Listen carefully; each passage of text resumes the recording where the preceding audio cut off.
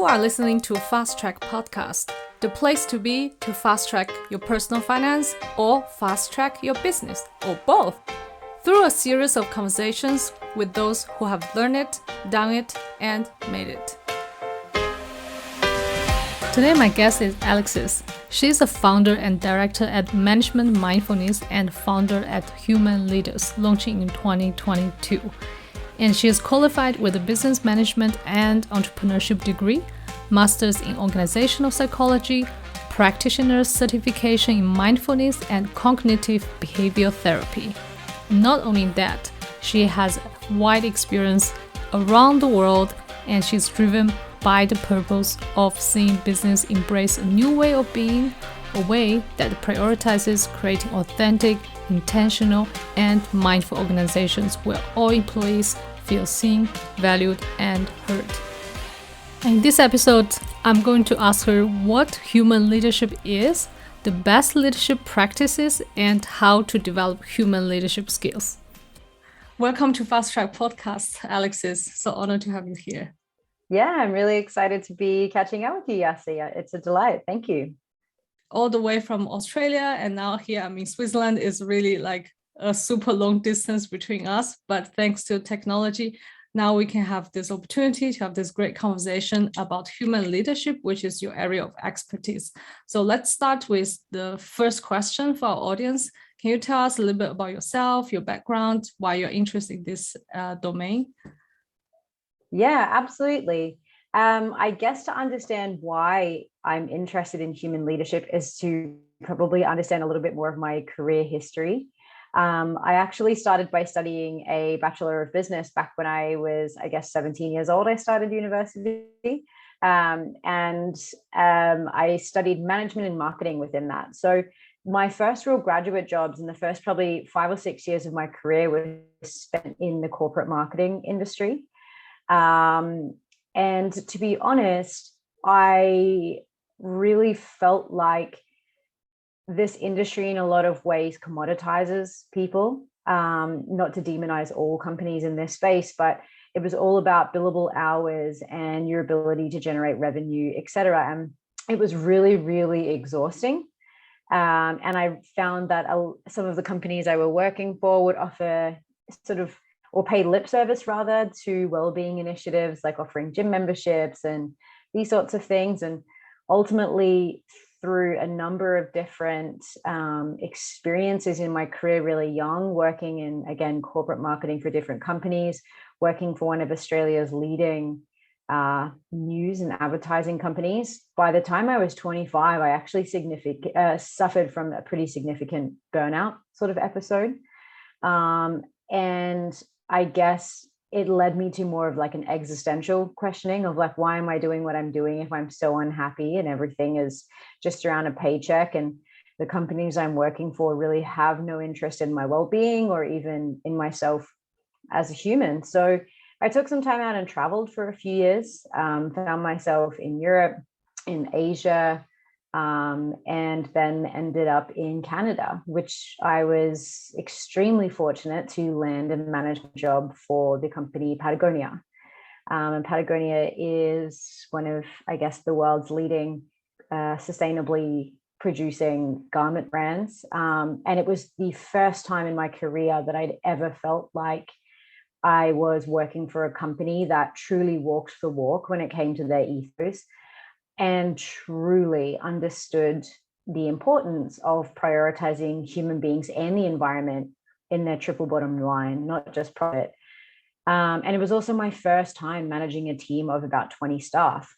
So I guess this culmination was realizing how difficult it was to lead people, truly lead human beings, and identifying that I needed to really work on myself to be a better leader, to be capable of doing that. But then also feeling held and supported by a company that really did value me and the journey I was on as a leader. So that was kind of my first experience in being led differently and really feeling like we could do business differently.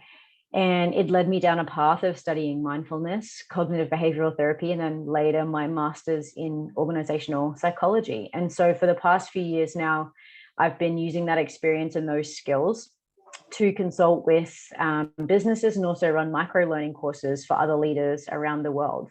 So that's what's really brought me to here, to Human Leaders.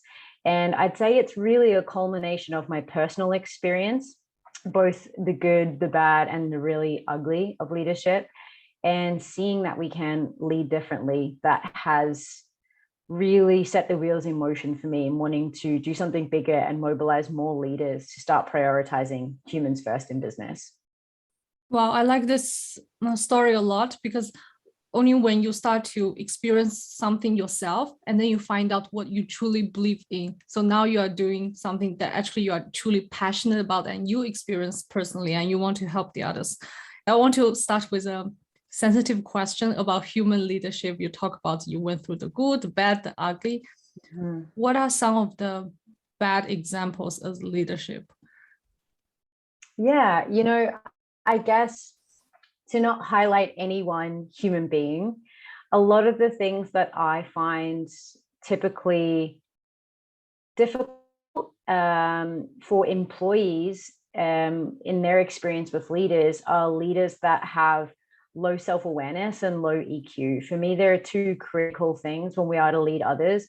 We must first become really aware of ourselves, and ourselves in many avenues, aware of our values, aware of our personal vision, aware of our behavior patterns, how they affect how we lead and affect those around us, aware of our communication skills, aware again of EQ, how our emotions affect our ability to lead and our ability to manage, particularly under stress, etc., and how all of these things play an impact in the cohesion that we can drive as a leader, or that we can completely destroy if we allow poor behavior to kind of run rampant in ourselves and in our organization. So, take those examples of leaders where they, for instance, might say things with absolutely no, prior thinking around how that might affect another person. There's none of that like perceptual awareness, no empathy, and perhaps being really results orientated. So not viewing the whole human being, for me, is something that we know is a massive area where leaders fall down, is not providing recognition and acknowledgement to staff. So I've worked for leaders as well as part of a team that love to take the credit for the achievement of the team and those sorts of things. So I think, again, to not highlight any one individual as being, the archetype of a poor leader, but leaders who lack self-awareness, lack emotional intelligence, tend to be those who show up in ways that are self-validating, egotistical, and quite often really destroy the relationships and the trust that they have with their teams. So if you're being led by a leader like that, there's a really good chance that they haven't done that work on themselves to really understand themselves first, so that they can then understand their shortcomings and their strengths as a leader and how they need to be showing up to get the best from the people around them. Right. So what you meant is that the leader is not just someone in the management position, but also need to show that they care about their team members, care about the team members' feeling, care about the team members' achievement, and also they themselves are aware of how their own behaviors can impact on their team members positively or negatively. Yeah, that is absolutely spot on. Leadership has nothing to do with the title and everything to do with the behaviors that we choose to exhibit in that role and how we choose to show up. And as you said, it's really about caring for the whole human. That's what human leadership is about. It's about acknowledging that first we're humans, second we're leaders, and prioritizing that in how we conduct ourselves in business, for sure. Now you mentioned about first human, second leaders. Can you explain to us what exactly is human leadership? How is it different from, let's say, the leadership, what we usually understand as it is? What is leadership? I think when I was in corporate, leadership is your ability to influence people. They want to follow you willingly. But now it's like human leadership. I think it's something different. Absolutely. And I guess the latest iteration of leadership that many people prescribe to is transactional leadership. And that is really this idea of fostering people to be the best versions of themselves so they can be future leaders as well. But human leadership is really leading as our authentic selves. So it's, again, this first piece of understanding ourselves. We must have the vulnerability to understand ourselves, the good, the bad, and the areas for work. Human leadership is also having the empathy to understand others and the courage to take radical responsibility for how we show up, both in life and leadership. And I think that's something really critical that I'd like to bring through when we talk about human leadership.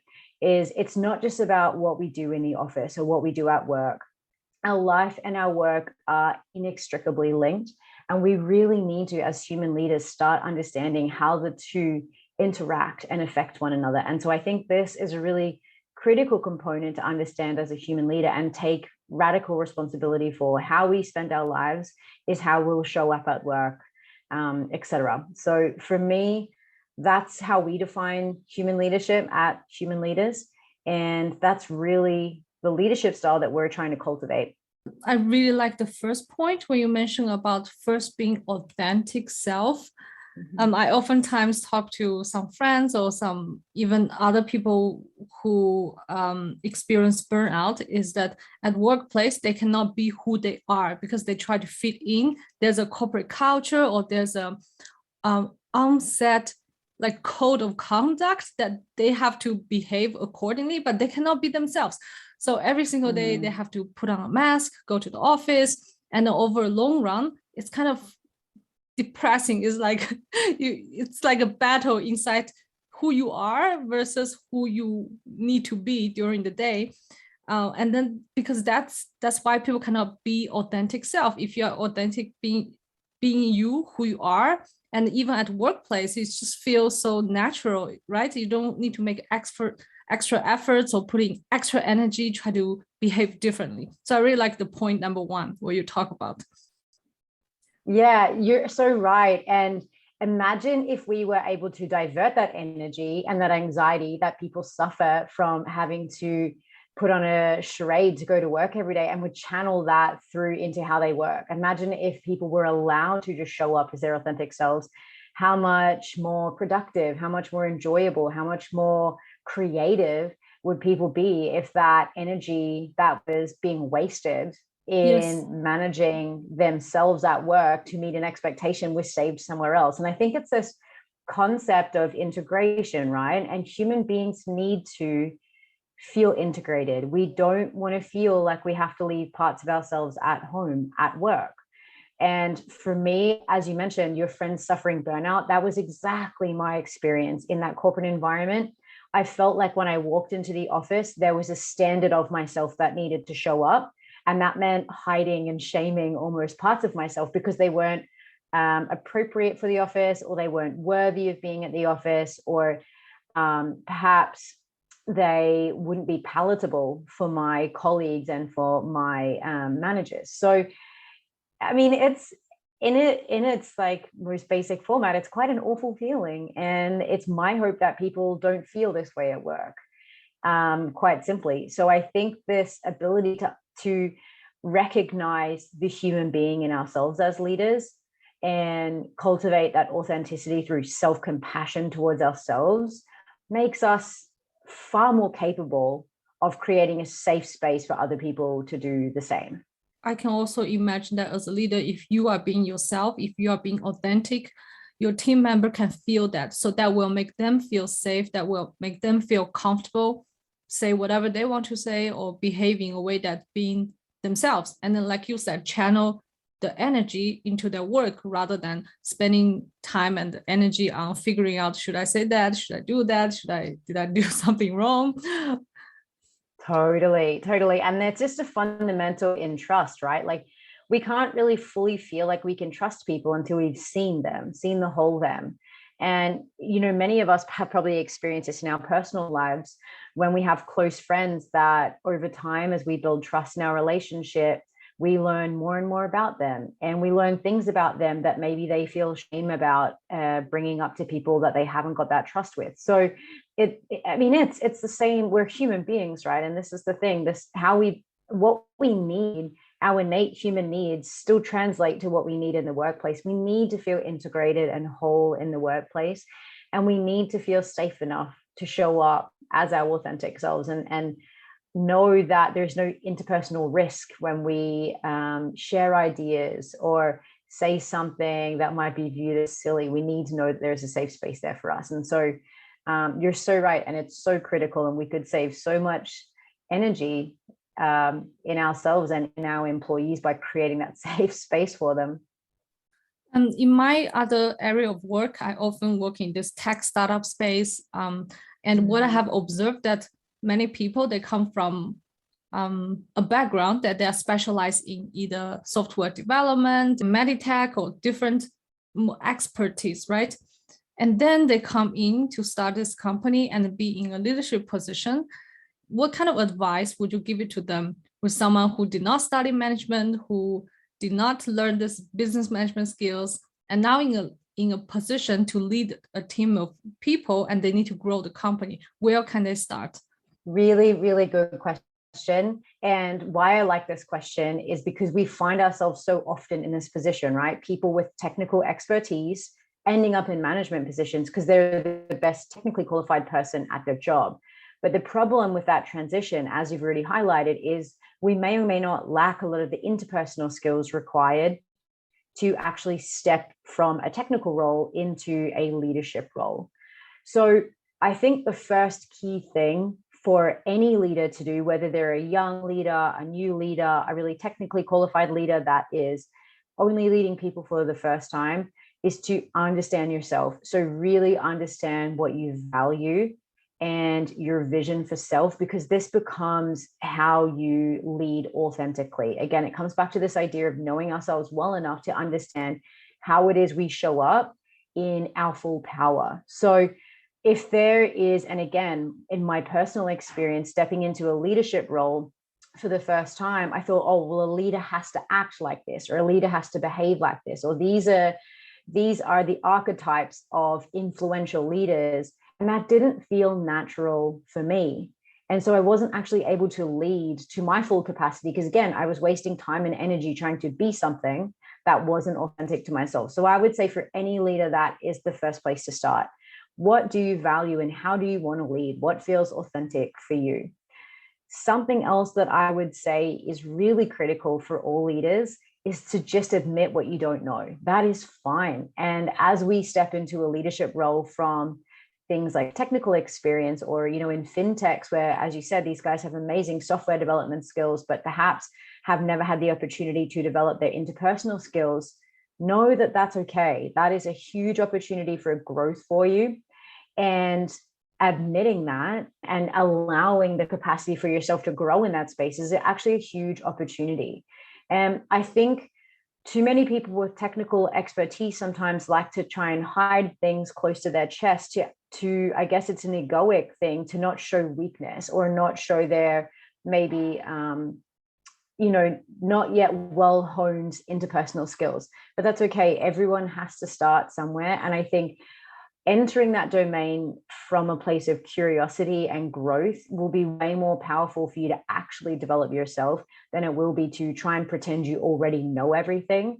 And as such, sort of go about it as a bit of a bull in a china shop. So I'd say that's probably the two key things to do if that is your first leadership role. Understand your special sauce, what makes you a great leader and what feels authentic to you, and approach the things that you don't know or the things that are uncomfortable with curiosity and see where there's room for you to grow there, and ask for help. Find a mentor, a senior leader who's done, has been in this role for a lot longer, perhaps some training on interpersonal skills. All these things are really critical to your growth. And I think the more you approach that with curiosity, the more it becomes an opportunity and not a threat to your leadership. Right. So it's to actually, what you talk about is to have the right mindset, to be open, to learn and explore what you don't know yet, rather than not admitting that you don't know, right? Totally. At this point, it's so funny because I thought when people ask me if there's a book that you can give it to anybody, which book you would give it to, which book would you choose? I would say Ego is the Enemy by Ryan Holiday. Because oftentimes the ego, like our ego, right? is preventing us from growing, preventing us from knowing more, preventing us seeing our blind spot. And which is to your second point is, stay curious, don't try to hide what you don't know, or don't try to hide your weakness. I think that's ego. If you recognize your ego and just, don't care about it, be open, show your weakness, show your vulnerability, people won't think you are a bad leader. They appreciate it more, right? You are being yourself. Everybody has his own weakness. Absolutely. And you're so right. Ego is an absolute killer here, because it really does diminish our capacity to look for where we might be able to grow. And as you mentioned, we all have this. And I guess the key thing, and one of the key messages that I so often remind leaders of, is it is okay to feel uncomfortable. We need to start getting comfortable with feeling uncomfortable. And it can be painful in the first instance to admit something that we don't know, or to admit weakness, because our ego is designed to protect us. It's designed to keep us safe. And if this isn't something that you've ever explored before, your ego is going to be screaming at you to not admit weakness, or to not admit vulnerability, or to say, I don't know the answer to that, and to be curious to learning. It's going to feel really, really comfortable. But that's another key thing in leadership, is to cultivate the capacity to become comfortable with the uncomfortable. It's absolutely critical that we're able to do that. Yeah, and being uncomfortable means you are growing. You are not in your comfort zone. And when you start to get comfortable with it, which means you already mastered it, and then to, find something else that you feel uncomfortable with, that's then again, it's an area for growth. And so tell us a little bit about your coaching, how you help, let's say, those people who step up in a leadership position coming from a technical background. What is the process look like? How you're going to help them to develop human leadership skills? Yeah, so the Human Leaders platform in of itself actually isn't about myself and my coaching. It's actually a peer-to-peer learning platform, which is really, really exciting, because the research published by Deloitte in 2021 actually tells us that leaders learn better with and through others, both inside their organization and outside. And through the pandemic, we've really seen a reduction in funding in organizations getting their leaders leadership development training.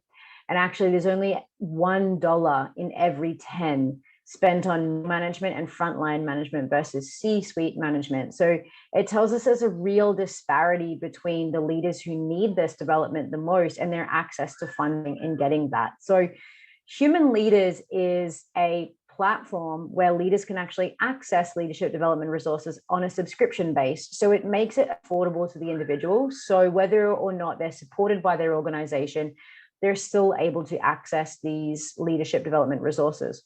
So what we do in this platform is actually, again, it's a peer-to-peer learning community, but every month we run monthly leadership challenges on a really incremental basis, using behavioral science to help us drive change in our habits in a really bite-sized chunk. That's one critical component of the platform.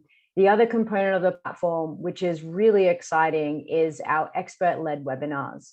So we every month bring various experts into the fold on the platform to deliver some of the latest evidence-based research around various leadership trends that we need to be firstly cognizant of, but how that affects our leadership and how we need to adapt. So we've developed a 9-dimension human leadership framework that looks at ourselves and how we show up and understand ourselves. It looks at how we interact and I guess how others perceive us. And lastly, it looks at how we take responsibility for ourselves, both in life and leadership. So all of the components of the platform, the live sessions, the challenges will all fit and cater to one of these 9 dimensions. So it's actually a really exciting self-directed learning platform. So leaders can come in and do an assessment, understand where their needs lie for development, and then they can access the resources directly based on what their needs are. So we're really trying to push a different way of leadership development. We know that traditional management consultancy and organizational change initiatives fail at a rate of around 70%. And they're also extremely costly to organizations. And as I mentioned earlier, quite often they don't involve the middle management and the frontline management, who are the guys that need it the most. They're the ones working with the frontline employees who, as we know, are leaving our organizations during the Great Resignation in droves. So what we're really trying to do is reimagine how leadership development is delivered and make this accessible to every leader, whether they have a leadership title or not, but who want these resources and want to grow themselves in human leadership. So that's really how the platform functions. And in January of 2022, we'll be officially launching. And we have the first quarter of incredible guest experts lined up, including Louise Evans, who has delivered fantastic TED Talks on nonviolent communication and, again, understanding yourself. And she's so fantastic at pointing out how the ego mind can really derail our communication and things like that. So that's just a little bit about the platform and some of our speakers, but that is really how we're trying to change this paradigm of management consultancy to be more accessible and more affordable. Right. I really see this as so valuable, especially for small companies, startups, even SMEs. So also, of course, big companies, because big corporates, they have so much budget, right? They're dedicated to employee development, they're dedicated to leadership program. But for companies, as you mentioned, like with less budget, and this is a great platform for everybody to learn and develop their human leadership skills. So in January, it's going to be launched. How can people register or how can they participate? Is it open to anyone around the world? Yeah, great question. And I really like when you mentioned this idea of SMEs and startups with perhaps less budget for training. And that was something that was really pertinent to me. Having worked as a consultant for a while, so being self-funded in my business, also working in SME organizations and seeing the kind of training budgets that SMEs have, it was really, really important to me that we make something accessible for them. So by delivering this in a platform format on a subscription basis, it really allows us to get that awesome scalability of being able to have this at an affordable price for so many SME organizations, individual leaders. So we're not about, again, bringing people into the fold that have a leadership title.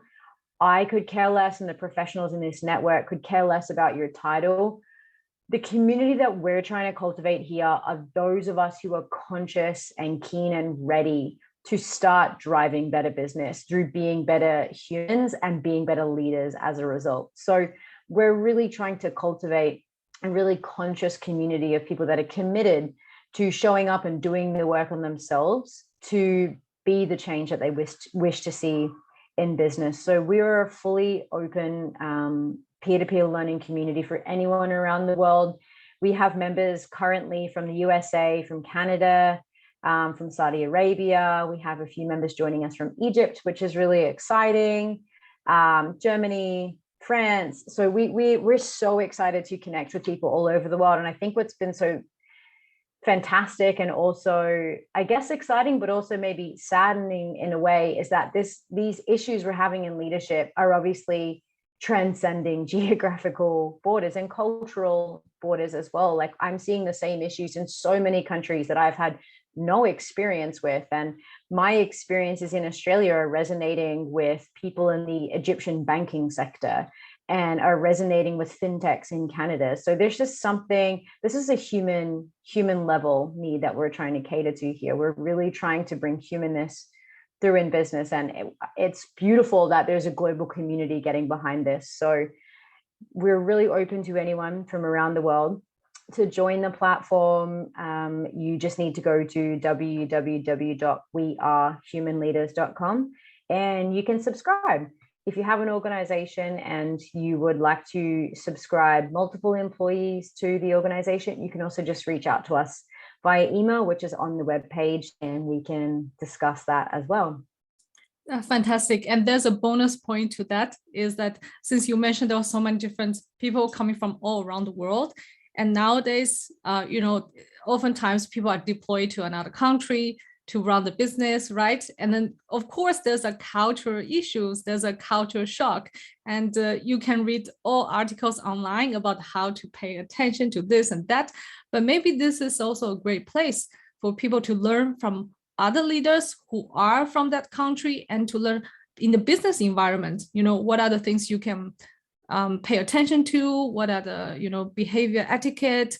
I think it's a great platform. People can learn from each other, cross borders, cross different expertise of domain. And then to me, it sounds like a community of leaders with growth mindset and also like a bigger mastermind group. Absolutely. And I appreciate you saying that, because it feels idealistic at this point, but that's really what we're trying to build here, is a global community of people who want to see this change and are willing to put their hand up and be a part of the change. And sort of listening to you then speak about how we're able to learn from one another cross-culturally as well. I think what's really, really cool is seeing how other cultures or companies across the world actually solve the same problems that we have. That innovation process is really sped up, because in many ways, the issues we're having here in Australia around the Great Resignation, very much of the issues they're suffering from in the US and from Canada. So we can actually see what other industries, what other leaders are doing and how they're tackling these issues, and kind of fast track our learning process and bring some of that back to how we're conducting ourselves in our leadership and in our businesses as well. So there's no downside at this moment that I've so far experienced from this global think tank that we're creating. Yeah, it's good for the leaders, good for the employees, good for the business overall. I think I really like this idea. So thank you so much for being here, Alexis. Make sure that we leave the website in the show notes. And also you left We Are Human Leaders has an Instagram page. We'll also leave that in the show notes. For the audience, if you are individual, if you're running a small business, and if you're interested in developing leadership skills, be a human leader, check out their website, and I hope you can benefit a lot from it. Thank you so much for being here. Thank you so much for having me. It's been a pleasure to chat. I hope you enjoyed this episode of Fast Track Podcast. Show me your support by liking this episode and sharing it with your friends.